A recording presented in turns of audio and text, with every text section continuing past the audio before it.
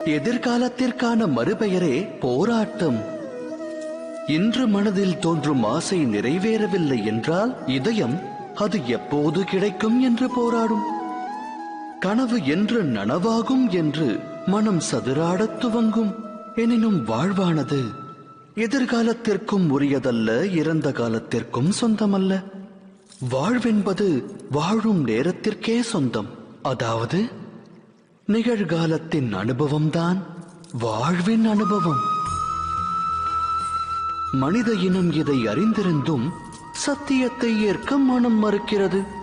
ஒன்று முடிந்தவை பற்றி எண்ணி மனிதன் மனம் நோகிறான், இல்லை இனி நடக்கவிருக்கும் எதிர்காலம் குறித்தெண்ணி மனம் வேகிறான். இறுதியில் வாழ்வை தொலைக்கிறான். ஒன்றை உணர்ந்தால் நன்மை விளையும். நடக்கவிருப்பதை கணிக்க இயலாது, நடக்கப் போவதை உருவாக்கவும் முடியாது.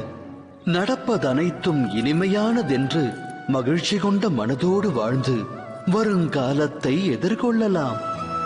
நிகழ்வது முன்னரே நமக்கு தெரிந்தால் பின் வாழ்வில் சுவாரஸ்யம் ஏது? சிந்தித்து செயலாற்றுங்கள்.